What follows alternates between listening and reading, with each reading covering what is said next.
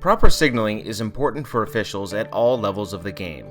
The specific signals used by assistant referees are informational or advisory in nature, so it's vital that these signals be performed clearly and accurately.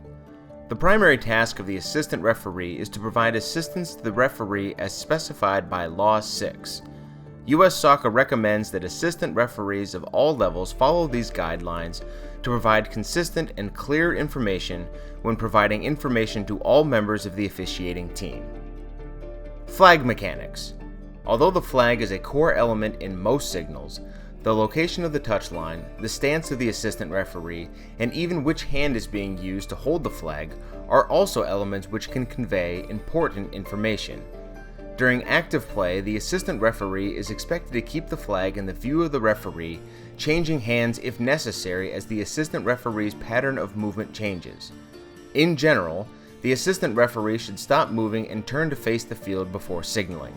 While moving, the flag is kept straight down to the side of the assistant referee, regardless of which hand is holding the flag. Even while running, the flag should not be pumped or swung back and forth in rhythm with the run. The non-flag arm should be allowed to move naturally with the running motion. In all signals where the flag is held with a single hand, the flag should be an extension of the arm no matter the angle. Before lowering any signal or part of a signal, the assistant referee should always make eye contact with the referee to ensure that he or she actually saw the signal given. If it becomes necessary for the assistant referee to switch the flag from one hand to another while performing a signal, this should always be done by lowering the flag and switching hands below the waist. Throw-in. The signal for a throw-in is similar to that given by the referee. The arm is raised at a 45-degree angle while holding the flag. As with the referee, the assistant referee holds the flag in the arm appropriate to which team will have possession of the ball on the restart. For example, if the throw-in is awarded to the team attacking the goal to the assistant referee's right, then the right arm would be used to signal. Occasionally, the referee may see a touch on the ball not seen by the assistant referee, resulting in the referee overruling the assistant referee's signal. In such a case, the assistant referee must drop the flag, change hands, and then redo the signal to be consistent with the decision given by the referee. The assistant referee lowers the flag as soon as it is clear that the referee has seen and accepts the signal. If the throw-in signal was given with the right hand, at this point the flag is shifted back to the left hand. Goal kick. While facing the field, the assistant referee uses the right hand to hold the flag straight outward towards the center of the field. The flag is lowered as soon as it is clear that the referee has seen and accepts the signal. Corner kick. Regardless of what corner the kick is being taken from, the assistant referee signals with the flag in the right hand held downward at a 45-degree angle to the side of the body. If at the time of the signal the assistant referee is close enough to the goal line that the flag would be pointing to a location off the field, the assistant referee should sidestep 1 or 2 paces before giving the signal. Yellow and red cards. Sometimes the assistant referee is aware of misconduct not seen by the referee. The assistant referee either places a hand over the badge to suggest a yellow card, or over the back pocket to suggest a red card.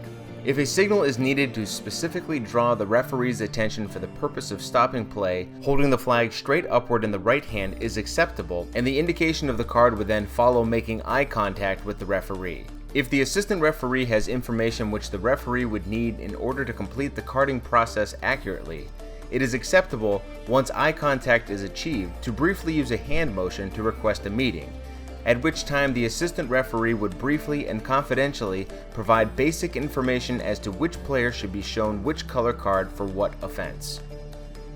Goal. The assistant referee indicates that a goal has been legally scored by stopping and making eye contact with the referee. Once eye contact is made, the assistant referee begins to move up the field towards the halfway line. If the goal should not be counted because the scorer had committed an offside violation, the assistant referee should stop and proceed to give the standard signal for an offside offense. If the goal should not be counted because an attacker committed a foul or misconduct which played a role in the scoring of the goal, the assistant referee should hold their position and make eye contact with the referee with the flag held straight down on the left side. Ball back in play.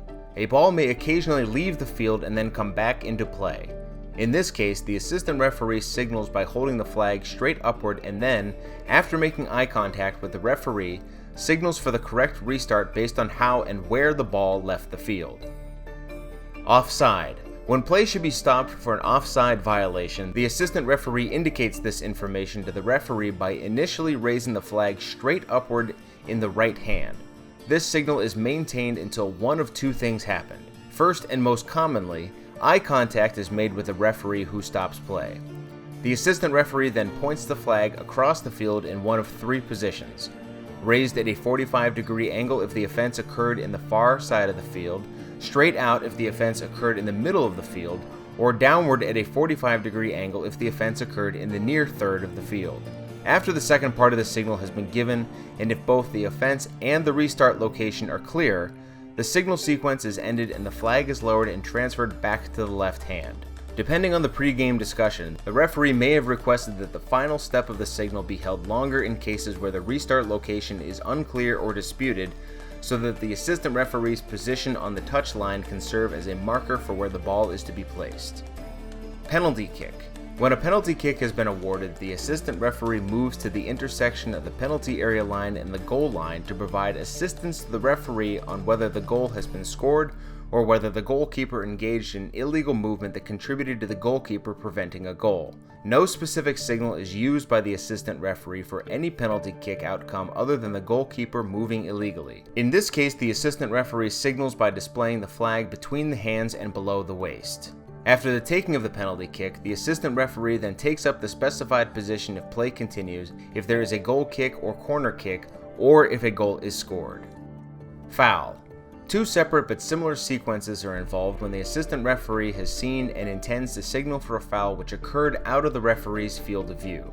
The signal used depends on the restart appropriate for the offense. First, if what occurred was a direct or indirect free kick foul, the assistant referee initially holds the flag straight upward in the left hand if the offense was committed by an attacker and in the right hand if committed by a defender. This signal is maintained until eye contact is made with the referee. The flag is then waved back and forth using the wrist only. If the referee accepts the advice and stops play, the flag is lowered slightly so that it is still raised at a 45-degree angle. Second, if what occurred should result in a penalty kick, the sequence begins the same way as just described, continuing through the waving of the flag. If the referee stops play as advised, in this case the assistant referee drops the flag and holds it suspended between both hands below the waist. Once it is clear that the referee intends to accept this recommendation by ordering a penalty kick, the flag is lowered and the assistant referee indicates confirmation of the referee's actions by walking down the touchline to take the correct position for the penalty kick. Occasionally, the referee may stop play for a foul but then make obvious eye contact with the assistant referee to get his or her opinion on whether the foul occurred inside or outside the penalty area. If the foul happened outside the penalty area, the assistant referee simply stands still and deliberately holds the flag straight down to the left side.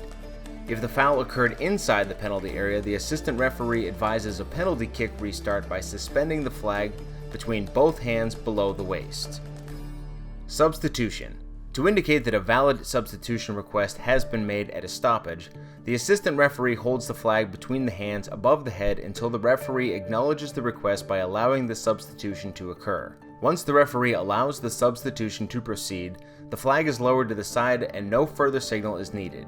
It is common for referees to include in the pre-game discussion some preferred method for the assistant referee to indicate that the substitution process is completed and play can be restarted.